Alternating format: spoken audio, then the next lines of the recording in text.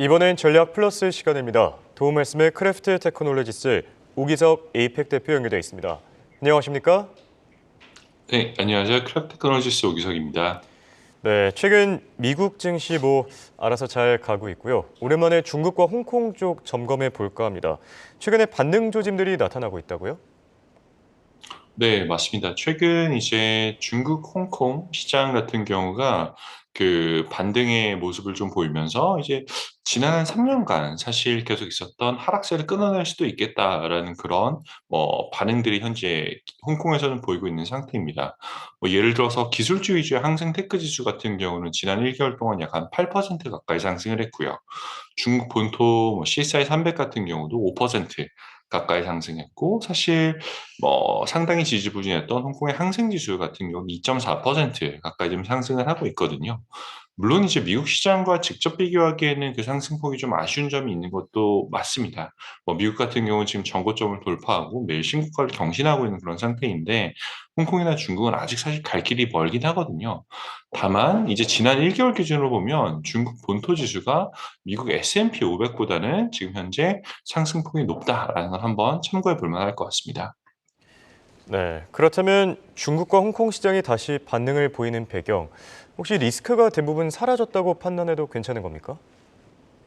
우선 리스크 요인 자체가 사라졌다라고 하기는 좀 그렇지만 그래도 더 이상 나빠질 게 없는 상황이 아닌가라는 게 현재 홍콩 시장 그리고 중국 시장을 설명하는 그 배경 중에 하나가 될 수 있을 것 같습니다. 지금 사실 최근에 중국 부동산 시장에 대한 규제 완화들이 지금 적극적으로 나오고 있는데 이게 지금 중국과 홍콩 시장 주식의 그 반등의 원인 중 가장 중요하다고 저는 개인적으로 보고 있거든요. 예를 들어서 지금 홍콩 시장에 상장되어 있는 기업들을 대상으로 구성된 항생지수, 국내 투자자분들에게도 굉장히 익숙한 지수인데, 항생지수를 이제 이야기로 들면, 지수 비중의 한 36% 정도가 금융업, 그리고 한 4에서 5% 정도가 부동산 개발 업종입니다. 그래서 합치면 한 40% 가까이가 금융업, 그리고 부동산 개발 업종인데, 홍콩에 상장된 금융업 기업들 같은 경우는 증권사보다는 그 은행의 비중이 훨씬 더 높습니다. 예를 들어서 HSBC나 CCB 같은 중국의 대형은행들, 그리고 ICB 역시도 중국의 대형은행, 그리고 뱅크 오브 차이나 같은 경우도 중국 은행인데 이런 대형은행들 비중이 굉장히 높거든요. 근데 이런 대형 은행들 같은 경우 특징이 뭐냐면 상당 부분 사실 사업 영역에서 차지하는 비중이 부동산 혹은 이제 대출 비중이 높다. 부동산 투자 혹은 부동산 대출 비중이 높다.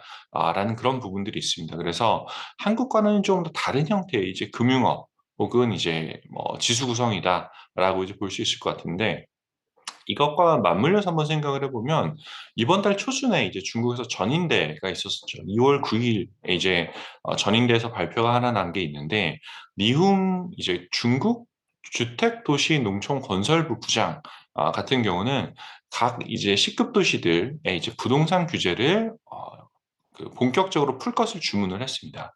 뭐라고 얘기했냐면 부동산 정책에 대한 자율성은 이미 중앙정부에서 충분히 부여했다.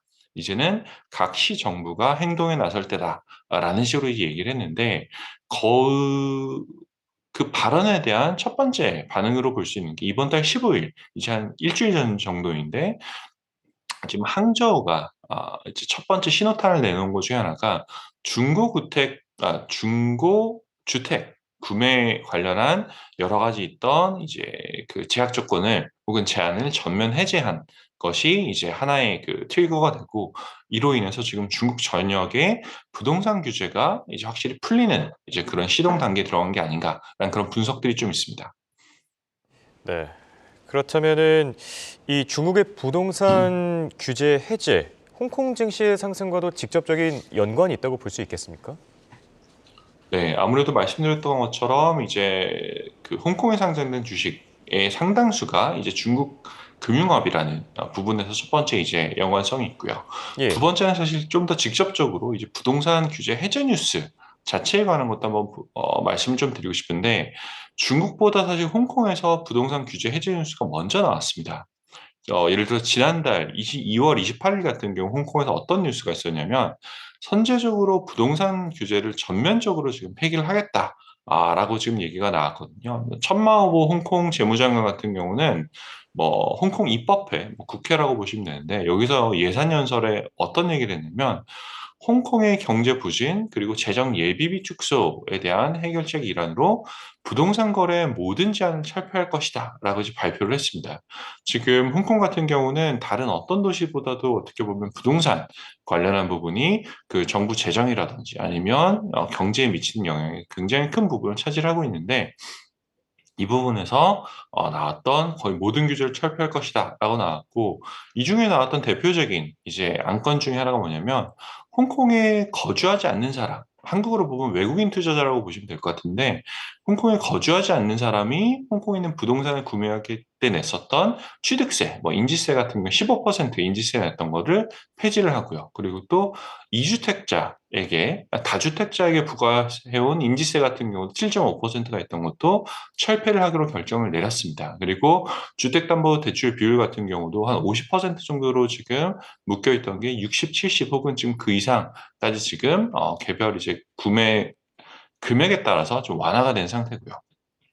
사실 이런 발표가 났을 때 어떤 얘기들이 홍콩에 있었었냐면 홍콩 정부에서 사실 급진적으로 어떻게 보면 이런 식으로 지금 부동산 규제를 철폐했다라는 것을 보고 사람들이 어떤 얘기를 했냐면 홍콩과 중국 정부 사이에 사전 교감이 있었을 거다라는 얘기를 사실 먼저 했어요.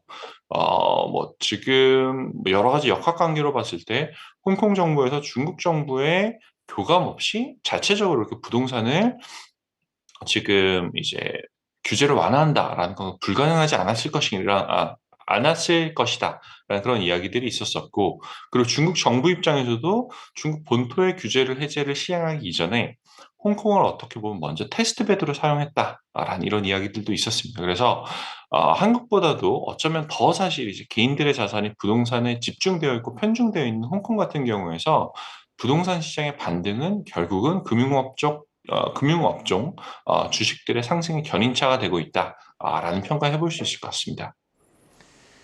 네. 이 증시에서 사실 제일 중요한 것 중 하나가 개인들이 시장을 떠나지 않는 것인데요. 중국과 홍콩 현지 분위기 만약에 이렇다면은 홍콩 내 투자자들 다시 홍콩 주식에 투자하는 조짐이 혹시 나타날 수 있겠습니까? 현재 그 일부 분명히 그런 조짐들이 발견이 되고 있습니다. 그 올해 2월 이후에 그 홍콩 주식 시장이 반등하면서 이제 기술적인 상승 국면에 진입했다는 분석들이 지금 현지 언론들에 좀 많이 나오고 있거든요. 예를 들어서 항생 지수 같은 경우는 올해 1월 22일이 바닥이었는데 그 이후 저점 대비 지금 16% 이상 상승을 했고요. 물론 이제 하락폭이 워낙 크기 때문에 상승폭은 좀 미비하긴 합니다만 항생 기술 지수랑 항생 중국 기업 지수 같은 경우도 연중 저점 대비로 보면 한 24% 그리고 21% 가까이 반등을 해서 기술적으로 보면 강세장에 진입을 했다라고 분석도 가능한 상태예요. 보통 20% 이상 오르면 기술적인 강세장이라고 분석을 하기 때문에 지금 홍콩 시장에 상장된 종목이 1000종목이 넘어가는데 그중에 많은 수는 아니지만 30종목 가까이는 지금 저점 대비 2배 이상 올랐습니다. 그래서 이런 부분 역시도 지금 그 홍콩에 있는 개인 투자자들의 관심을 지금 끌고 있고요. 지금 사실 개인 투자자들의 이제 이런 그 움직임만 지금 지켜봐야 되는 게 아니라 보통 이제 중국 본토에서 홍콩으로 투자하는 남향자금이라고 이제 보통 이해를 많이 하는데 이런 남향자금 같은 경우도 지금 홍콩에 있는 기업들의 싹쓸이다라고 표현을 할 정도로 굉장히 지금 강하게 투자를 하고 있습니다. 남향자금 같은 경우는 두 개로 볼 수가 있는데 하나는 중국 본토에 있는 개인 투자자들이 홍콩으로 투자하는 걸 수도 있고요. 또 이거보다 더 클 가능성이 현재는 있는 게 보통 중국 정부로 봤을 때는 내셔널 팀이라고 보통 얘기를 해요. 중국의 그 금융기관들, 연기금이라든지 은행이라든지 대형 금융기관들에서 그 홍콩 증시를 부양시키기 위해 이제 그 내셔널 팀 국가대표 이제 투자자 그룹들이 지금 홍콩에 있는 주식들을 투자를 하고 있다라고 이제 하는 그런 분석들도 있고요. 또 여기에 사실 또 하나 더 재밌는 게 최근 일부 외국 자본 같은 경우도 홍콩 증시로 돌아온 것들이 지금 확인이 되고 있습니다.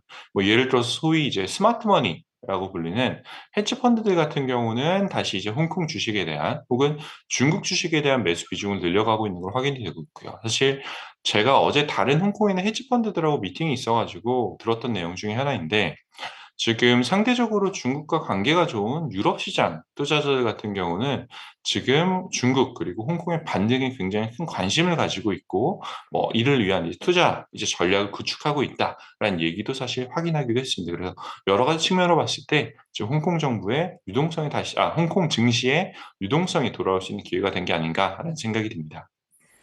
네. 그동안 많이 부진했던 만큼 중국과 홍콩 증시 이번 계기를 통해서 부활할 수 있을지 지켜봐야 되겠고요. 자, 끝으로 각국 통화 정책에 대한 얘기들도 조금 해보겠습니다. 어제 FOMC 회의가 끝났고 오늘은 영란은행이 기준금리를 결정했었죠. 똑같이 동결을 했고 스위스는 깜짝 인하에 나섰고 또 이 튀르키예 같은 경우에는 오히려 금리를 50%까지 올렸거든요. 자, 국가별로 통화 정책 속도가 조금씩 차이가 나고 있습니다. 연준의 행보 앞으로 어떻게 되겠습니까? 네, 사실 어제 났던 발표 중에서 스위스 은행의 지금 기준금리 인하 같은 경우는 사실 상당히 이제 관심 있게 저도 봤던 이벤트 중에 하나인데, 튀르키예 같은 경우는 지금 아르헨티나랑 유사하게 이제 좀 예외적인 경우라고 봐야 되지 않나라는 생각이 들고, 스위스 중앙은행이 금리 인하를 나섰다라는 건 결국 이제 나머지 중앙은행들도 이제 따라 나설 만한 어떻게 보면 명분을 만들어준 걸 수도 있고요. 또 두 번째는 실제로 이제 그 고금리로 인한 효과를 충분히 누렸다라고 생각을 할 수도 있을 것 같아요. 지금 이제 미국 경제 같은 경우는 사실 여전히 강하긴 합니다. 올해 2월 이제 미국 주택 시장 같은 경우는 오히려 지금 주택 판매 수치가 전년 대비 한 9% 가까이 지금 상승을 하면서 오히려 굉장히 지금 좀 스티키한 이제 그런 끈적끈적한 지금 이제 그 인플레이션에 대한 경로를 다시 한번 좀 예상을 해보고 있는데, 그것과는 별도로 사실 이번 FOMC 발표에서 금리 자체는 동결이었겠지만 이제 생각보다 그 발표 내용은 비둘기파적이었다라고 이제 평가를 할 수 있을 것 같거든요. 특히 이제 올해 한 세 차례 정도의 금리 인하는 예상해 볼 수 있다라는 걸 봤을 때, 사실 현재 시장에 있는 투자자들이 생각하는 가장 최소의 기대치까지는 온 것이 아닌가라는 생각이 좀 듭니다. 사실 올 초 혹은 작년 말만 하더라도 어느 정도 수준의 기대치가 있었었냐면, 올해 2024년에 금리 인하는 6차례 정도는 일어날 것이다. 라는 이제 혹은 그 이상까지 일어날 것이다. 라는 그런 이제 기대심이 있었는데, 현재는 이제 그 6차례에서 3차례까지 사실 깎였거든요. 절반밖에 지금 금리는 하지 않는다라고 하지만 투자자들은 여전히 환호를 하고 있어요. 왜냐면 그 정도가 어떻게 보면 본인들이 생각했던, 투자자분들이 생각하셨던 가장 최소의 금리 인하 수준이다. 라고 저는 생각을 하고 있는데, 그 측면에서 봤을 때는 현재 이제 페드의 그런 이제 FOMC 발언, 그리고 어제 스위스 중앙은행 금리 인하가 지금 한 번 더 이제 투자자들의 그런 확신을 다시 한 번 더 강화시킬 수 있는 이벤트가 아니었나라는 생각이 듭니다. 네, 그리고 오늘 증시에 상장된 굉장히 핫한 종목이 있습니다. 미국 개미들의 성지라고 불리는 레딧인데 장중한테 70%까지 급등했거든요. 어떻게 IPO 열기 되살아난다고 볼 수 있겠습니까? 저는 사실 올해 IPO가 수준은 좀 다를 수 있겠지만 예. 2023년보다는 훨씬 더 많이 일어날 수 아, 있다라는 생각이 좀 들고 있는 게, 최근 들어서 사실 이제 저희 같은 스타트업 기업들도 있고, 그리고 스타트업의 기업에 투자하는 벤처 캐피탈이나 프라이빗 에퀴티 같은 기업들이 많이 있는데, 이런 프라이빗 에퀴티 혹은 벤처 캐피탈 쪽에서 다시 조금 더 적극적으로 이제 비상장 기업에 대한 관심 혹은 투자를 생각을 하고 있는 것으로 저는 개인적으로 파악을 하고 있습니다. 결국은 이제 그 활동의 끝은 IPO라고 저는 생각을 하고 있거든요. 그런 측면으로 봤을 때는 지금 올해 그 시장이 현재와 같은 상황을 유지하고 밸류에이션이 올라가는 그런 이제 모습을 보여준다라고 한다면, 올해 다양한 많은 기업들이 작년 혹은 재작년에 그 IPO를 중단을 했었던 그런 기업들이 다시 재도전할 수 있는 기회가 충분히 만들어지고 있다라고 평가하고 있습니다. 알겠습니다. 지금까지 도움 말씀의 크래프트 테크놀로지스 오기석 에이펙 대표였습니다. 감사합니다. 감사합니다.